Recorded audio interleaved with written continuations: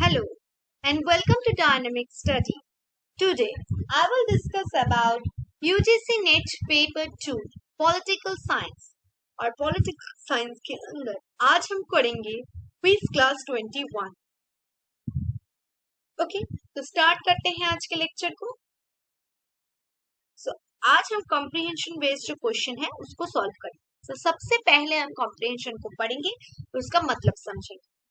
Over the courses of 1990s, the question of India's state relationship to the diaspora, formerly treated as more or less settled, once again came to the forefront of policy debates. Over the courses of the 1990s, so 1990s से over the courses of 1990 से जो घटना घट रही है, the question of Indian state relationship, को the question जो प्रश्न है जो इंडिया स्टेट का जो relationship to the diaspora, जो diaspora relationship है, formally treated as more or less settled once again, फिर से ये settle हो गया है, came to the forefront of policy debates में.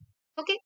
Development within diaspora communities, जो डायस्पोरा कम्युनिटीज है उसमें development particularly in the United States serve to facilities this process. Particularly United States मतलब यूएसए सर्व करता है इस प्रोसेस को facilitate होने में. Chief among them was the creation of the Global Organization of Peoples of Indian Origin in 1989.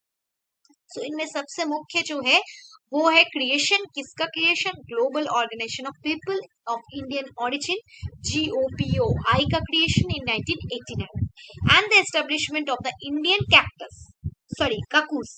So Indian caucus का भी establishment उसके साथ साथ with in the US Congress in 1993, United States में 1993 में ये एस्टेब्लिश किया गया. While the former served to provide a semblance of coherence to the interest of variegated community. So ये जो former मतलब GOPIO जो है वो क्या करेगा? सर्व करेगा टू प्रोवाइड करेगा a semblance of coherence to the interest of variegated community, जो community है उसके इंटरेस्ट को. और जो लेटर पार्ट है वो क्या सजेस्ट करेगा?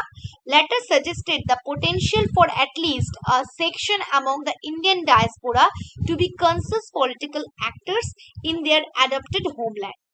जो लेटर पार्ट है मतलब जो इंडियन ककूस है वो क्या करेगा? वो सजेस्ट करता है द पोटेंशियल, वो कैसा पोटेंशियलिटी है, समर्थ कैसा है, for at least a section among the Indian diaspora में conscious political actors in their adopted homeland, उनके एडॉप्टेड होमलैंड में. Next, GOPIO members for instance kept alive the question of institution recognition of the spatial space of the diaspora by proposing the idea of person of Indian origin card in their meeting with Indian government representative in the mid 1990s. So GIPOI के जो members है वो क्या करते हैं? एक question को alive रखते हैं कि of institutional recognition of special place, जो इंस्टीट्यूशनल रिकॉग्निशन है special place of the diaspora by proposing the idea of, जो आइडिया है person of individual person of Indian origin का जो कॉन्सेप्ट है इस क्वेश्चन को वो लोग क्या करते हैं? जिंदा रखते हैं इस क्वेश्चन को. सिक्योर्ड इन देयर मीटिंग्स, मतलब जब मीटिंग होता है तब विद इंडियन गवर्नमेंट रिप्रेजेंट, जब इंडियन गवर्नमेंट आते हैं मिड 1990s में तब ये क्वेश्चन को अराइज करते हैं. With in the United states के अंदर politically active lobbyist of Indian origin became de facto spoke person for the Indian government. So United state में जो लॉबी है, जो इंडियन ओरिजिन जो लोग रहते हैं वो डिफैक्टो मतलब असली में काम कर रहे हैं इंडियन गवर्नमेंट के हिसाब से, इंडियन गवर्नमेंट के हिसाब से वो लोग मतलब तरफ से वो लोग बात कर रहे हैं. Okay, particularly in the aftermath of the nuclear test of 1998 के दौरान जो न्यूक्लियर टेस्ट हुआ पोखरान 2 में उसके बाद. Okay, support of these groups in mitigating the post-test economic sanctions imposed by the United States.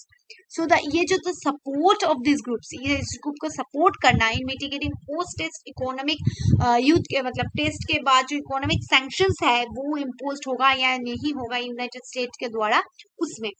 Okay, along with their enthusiastic responses, जो बहुत enthusiastic response करते हैं to resurgence India's bonds issue by Indian government in the immediate aftermath of nuclear test as a measure to withstand sanctions was cited as an important indication of the continued commitment of the diaspora of the homeland.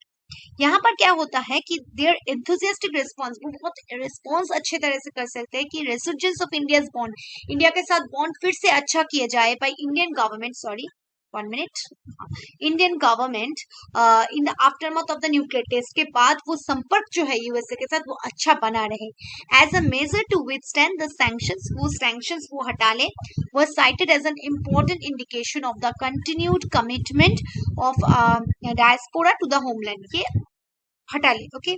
It was commitment that according to Indian government के according needed to be officially recognized in the new millennium. So ये recognition चाहिए, okay? So अब हम क्या करेंगे, एक एक करके क्वेश्चन देखेंगे. So सबसे पहले क्वेश्चन है why PIOs got significant attention during 1990s. So किस लिए इसको attention मिल गया?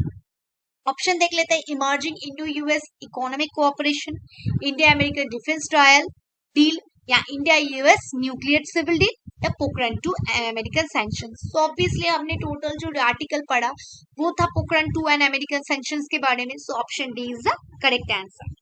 नेक्स्ट क्वेश्चन देखते हैं. What is the main task of Indian कैक्सस.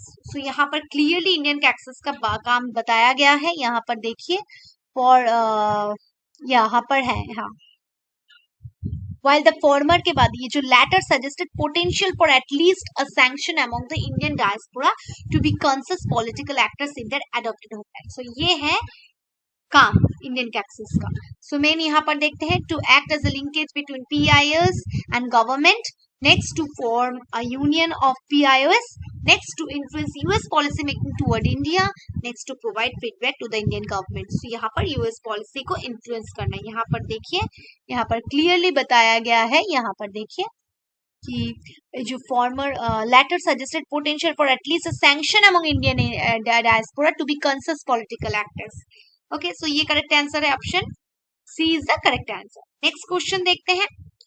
Which organization gave the idea of issuing PIO cards by government of India. किस organization ने ये PIO card को इशू करने के लिए बताया गवर्नमेंट ऑफ इंडिया? GOI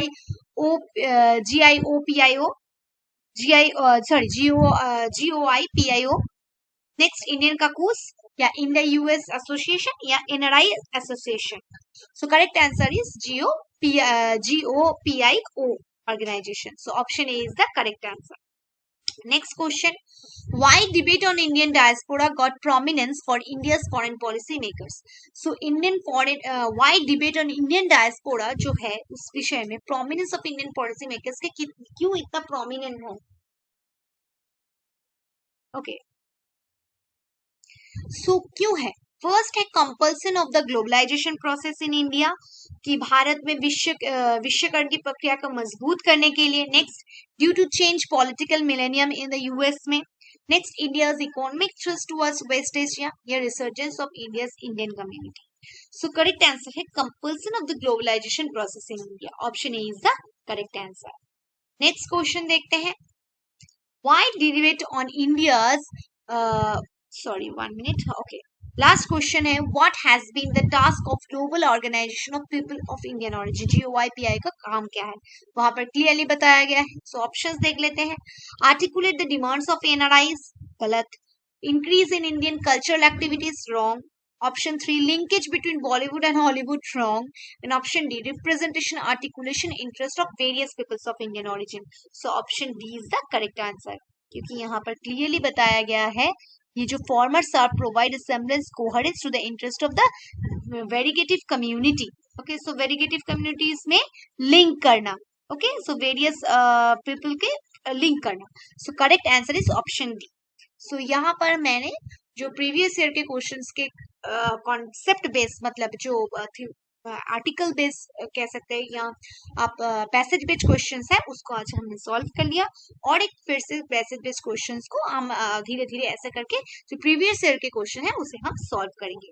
सो तब तक के लिए thank you. Keep on watching and keep on learning.